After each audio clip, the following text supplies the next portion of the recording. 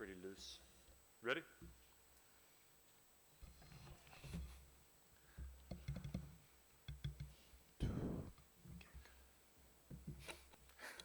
Mic check, 1, 2. Okay, good evening, folks. We're going to start the introductory press conference to the FIBA Basketball World Cup for Cote d'Ivoire. Paulo Povia has joined us, Cote d'Ivoire's coach, as well as Captain Guy Eddy. Just before we start, please keep your mobile phones on silent or turn them off. The press conference will be in English, and we are going to start with opening comments from Guy. Guy, if you could just give us your thoughts looking ahead to the tournament. Yeah, I mean, obviously, it's a great honor to be a part of a World Cup. Personally, it's my second one. I mean, I think any player here is happy to be here. I mean, to have a chance to represent your country, and it's always something special. So I think us, as me and the coaching staff and the players, we are very happy and proud to be able to represent our country here. Okay, thank you very much. Coach, give us a comment, please. Personally, it's my first World Cup, and I'm happy to be there, to be here, and I'm happy to be with Cote d'Ivoire, and I'm really honored to represent Cote d'Ivoire and to represent also this team and those players. Okay, thank you very much. If we have any questions, please raise your hands and we will get a microphone to you right here in the third row. And please tell us who you are and who you work for. Yeah, thank you. I'm from South Times Sports Channel, and I saw your training is really relaxed.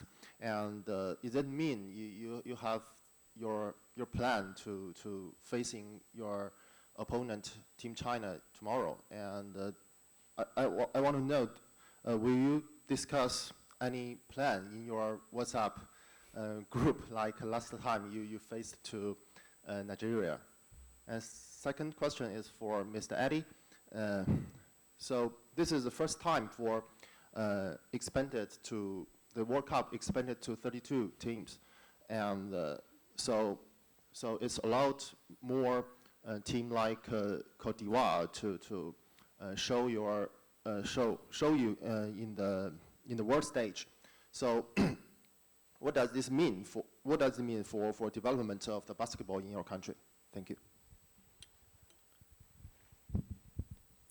Sorry, so you asked, you saw a very relaxed practice, and there was a time when Cote d'Ivoire talked about the game plan by messaging each other? Yes. Through the phones. Okay. And are you going to have that approach this time? I'm not sure if you know what he's talking about. Yeah, I don't know. Do you ask us if we prepared a game plan by messages? Like today, because it was very relaxed? No, en fait, no, I mean, I saw a report that when you faced to Nigeria in the qualifier, so you have a way to discuss the plan in your WhatsApp group. So do you have the same way for doing the plan? And how do you want to? Do you have any complete plan for tomorrow game?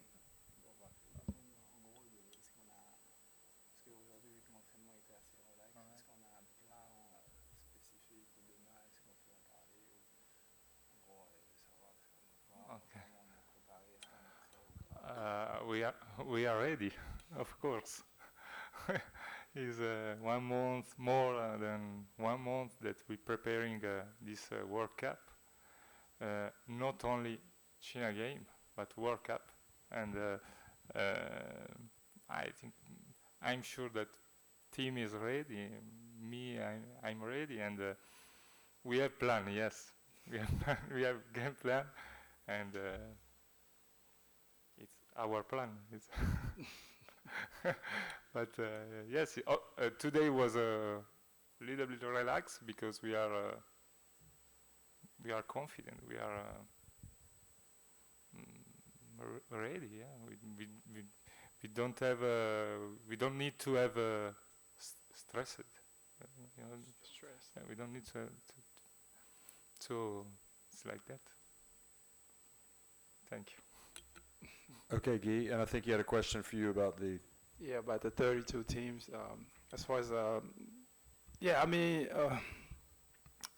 it's like I said earlier. It's always great to play in this World Cup, and then the fact that the FIBA extended to 32 teams and give 5 teams in Africa instead of 3 to be able to participate in the World Cup is actually a great thing because, you know, teams out there, you know, is always talking about Nigeria or Angola.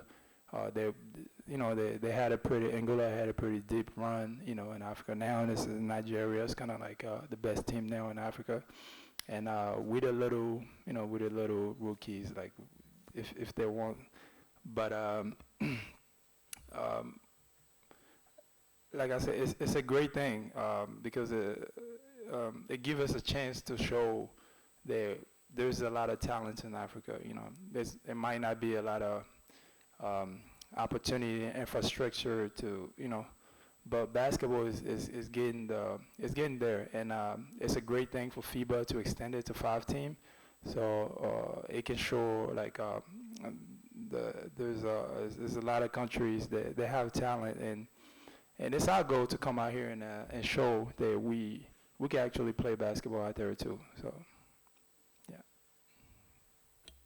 Okay, thank you very much. Do we have any more questions for the coach or for the player? Yeah, right here in the front. Josh Davis. Yeah, Josh Davis from FIBA. This is for Guy. What would you say you learned about this team kind of throughout the last month of preparations that kind of makes you confident, especially given that the group is pretty wide open, there's no clear-cut favorite, so you guys should definitely have the belief that you can move on. So what's the one thing you take away from the warm-up games?